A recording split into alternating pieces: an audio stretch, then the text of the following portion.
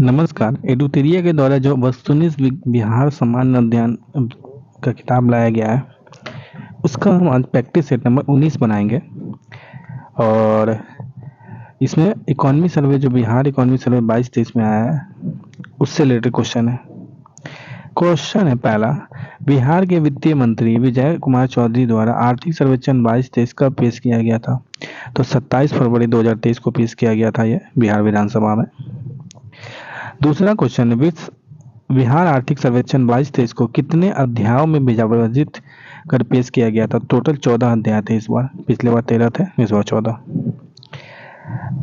तीसरा क्वेश्चन है, बिहार आर्थिक सर्वेक्षण 22-23 के अनुसार वित्तीय वर्ष 21-22 में बिहार सरकार द्वारा कुल व्यय कितना किया गया? तो कुल व्यय जो है ना 1,93,123 करोड़ किए गए थे। चौथा क्वेश्चन है, बिहार आर्थिक सर्वेक्षण 22-23 के अनुसार वित्त वर्ष 21-22 में कुल व्यय सकल घरेलू उत्पाद, कहने का मतलब जीएसडीपी का कितना प्रतिशत था?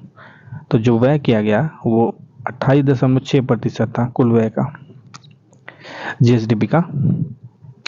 पांचवा क्वेश्चन है, वित्तीय वर्ष 21-22 में कुल व्यय पिछले वर्ष की तुलना में कितने प्रतिशत वृद्धि हुई? तो वृद्धि हुई थी 16.6%।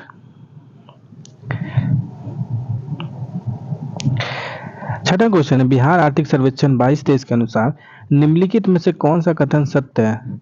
तो राजस्व व्यय आपका 1,59,220 करोड़ रुपए हो गया, तो सही है। पूंजीगत व्यय 33,903 करोड़ रुपए हो गया, तो ये भी सही है। तीसरा है, राजस्व प्राप्ति कितना हुआ? 1,58,797 करोड़, तो ये भी सही है। और चौथा है, पूंजीगत प्राप्ति कितना हो गया? 40,473 करोड़। तो इसमें से जो आपका है 1, 2, 3, 4 सभी सही है ना, उपयुक्त में सभी सही है, ये सभी सही है। सातवां क्वेश्चन है, बिहार आर्थिक सर्वेक्षण 22-23 के अनुसार निम्नलिखित में से कौन सा कथन सत्य है? तो राजकोषीय घाटा 422 करोड़ का हुआ, सही बात है। प्राथमिक घाटा 11,729 करोड़ का हुआ, ये भी सही बात है। राजकोषीय घाटा हुआ था 25,521 करोड़ का, ये भी सही है। तो इसका आंसर डी हो जाएगा।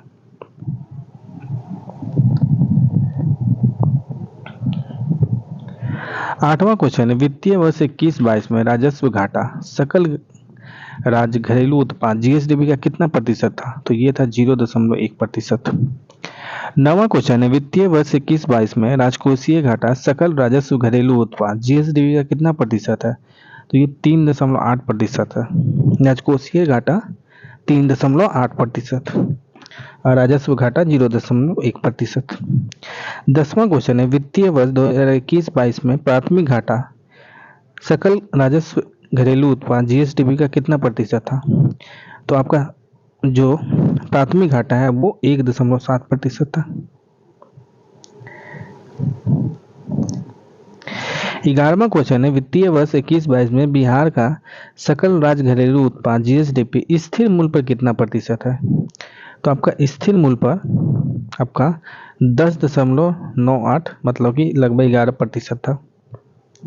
12वां क्वेश्चन है, वित्तीय वर्ष 21-22 में बिहार का सकल राज्य घरेलू उत्पाद जीएसडीपी वर्तमान मूल्य पर कितना है?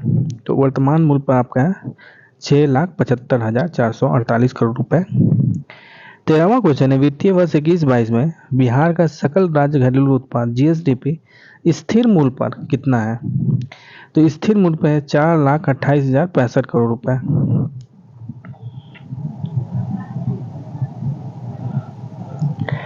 14वां क्वेश्चन है, वित्तीय वर्ष 21-22 में बिहार का निवल राज्य घरेलू उत्पाद एनएसडीपी वर्तमान मूल्य पर कितना है? तो एनएसडीपी वर्तमान मूल्य पर आपका है 6,14,431 करोड़ रुपए। 15वां क्वेश्चन है, वित्तीय वर्ष 21-22 में बिहार का निवल राज्य घरेलू उत्पाद एनएसडीपी स्थिर मूल्य पर कितना है? तो स्थिर मूल्य पर आपका है 3,82,274 करोड़ रुपए।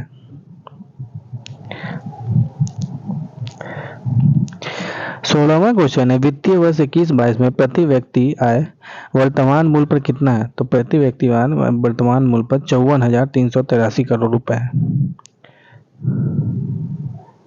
54,383 रुपए है प्रति व्यक्ति आय है ना वर्तमान मूल्य पर। 17वां क्वेश्चन है, वित्तीय वर्ष 21-22 में प्रति व्यक्ति आय स्थिर मूल्य पर कितना है?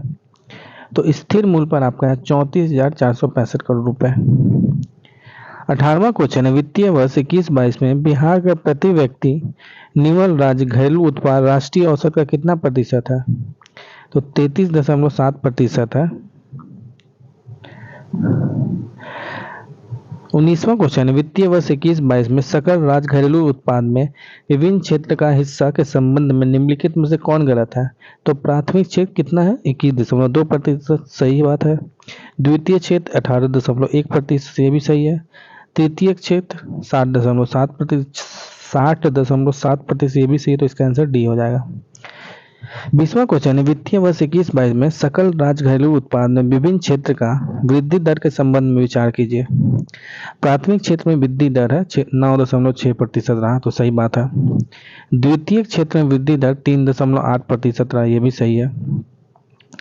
तृतीय क्षेत्र में वृद्धि दर 13.3% रहा, तो ये सही है।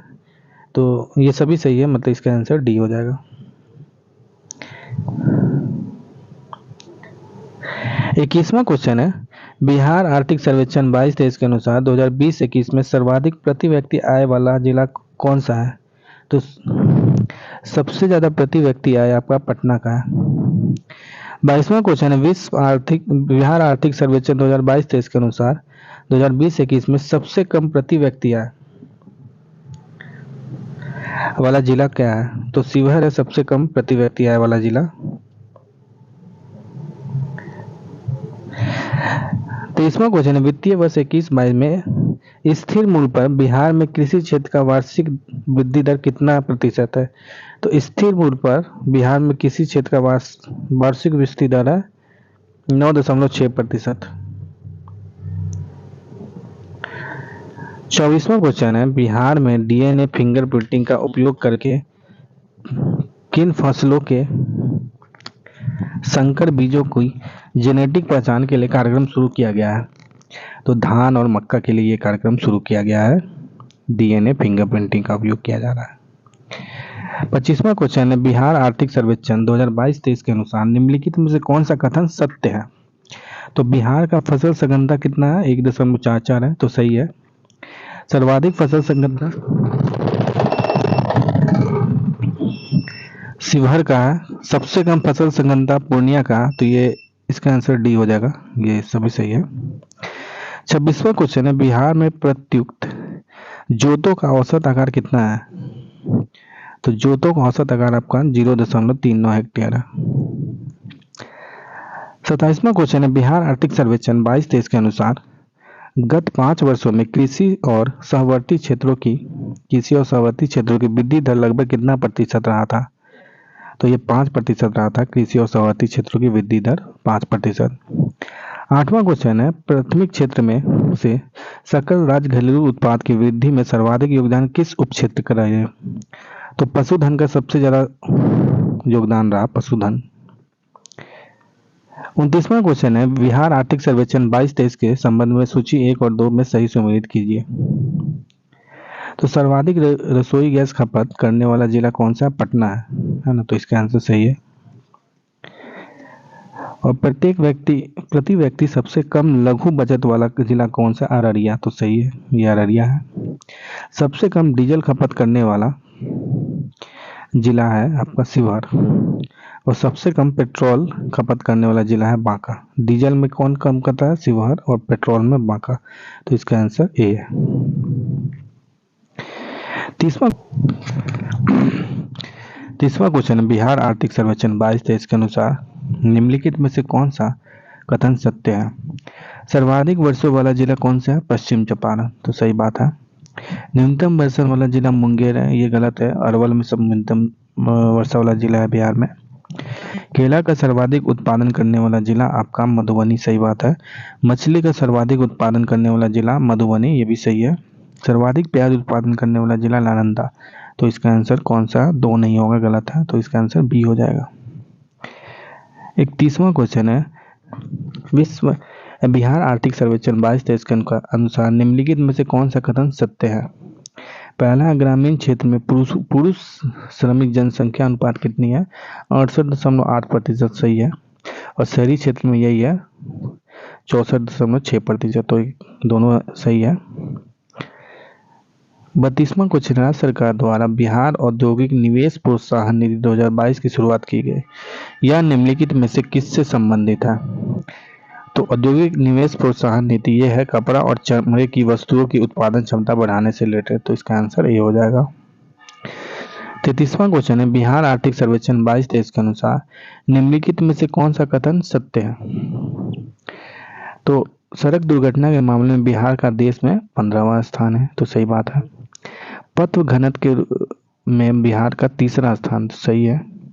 बिहार के वायु परिवहन में 54.4% की वृद्धि दर्ज की गई। तो ये भी सही है। तो इसका आंसर डी हो जाएगा। 34वां क्वेश्चन है, वित्तीय वर्ष 2021-22 के दौरान देश में परिवहन, भंडारण और संचार क्षेत्र में सर्वाधिक वृद्धि किस राज्य में हुई है? तो ये बिहार में हुआ है। 21-22 में सबसे ज्यादा इन सभी क्षेत्रों में बिहार में वृद्धि हुई है। 35वां क्वेश्चन है, बिहार आर्थिक सर्वेक्षण 22-23 के अनुसार निम्नलिखित में से कौन सा कथन गलत है? सितंबर 2022 तक बिहार में एनएच की कुल लंबाई 5977 किलोमीटर है। तो ये सही है। बी ऑप्शन है, बिहार में एनएच की सर्वाधिक लंबाई पटना जिले में है। तो ये भी सही है। बिहार में एनएच की सबसे कम लंबाई शिवहर जिले में। तो ये भी सही है। तो इसका आंसर डी हो जाएगा।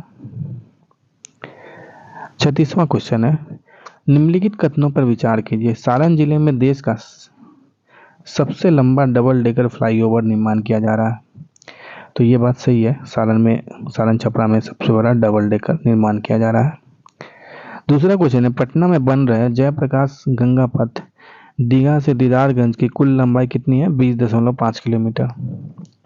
6 लेन गंगा पुल सबलपुर बिदुपुर परियोजना 19.76 किलोमीटर का निर्माण एशियाई विकास बैंक के सहयोग से बनाया जा रहा है। उपर्युक्त में से कौन सा कथन सत्य है? तो ये सभी सत्य है।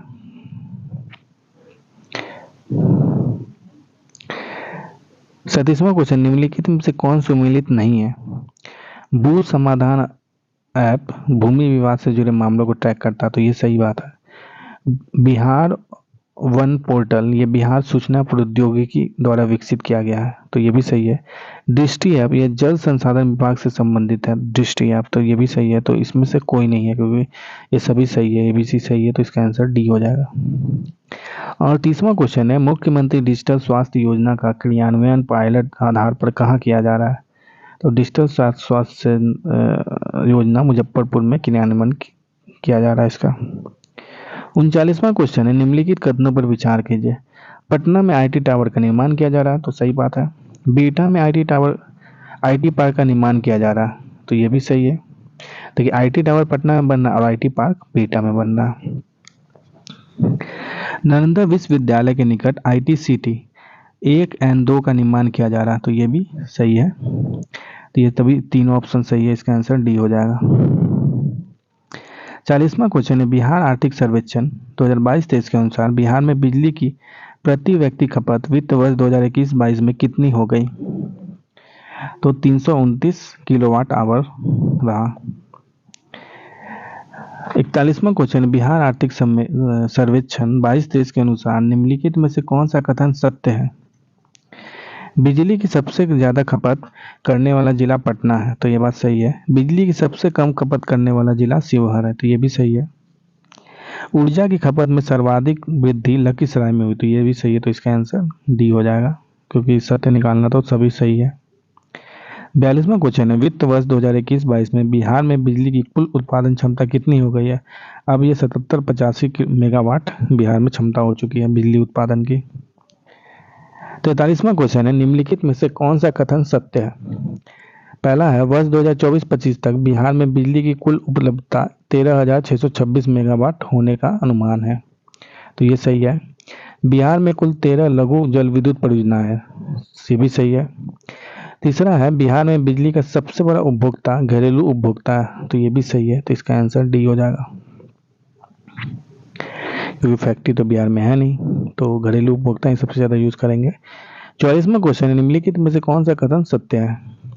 मार्च 2021 से मार्च 2022 के बीच कोयला आधारित ताप विद्युत वृद्धि दर 9.1 तथा नवीकरणीय ऊर्जा स्रोतों की वृद्धि दर 130.6% रही। तो ये सही बात है, नवीकरणीय योजना में हमने बहुत ही बड़ा उछाल वृद्धि दर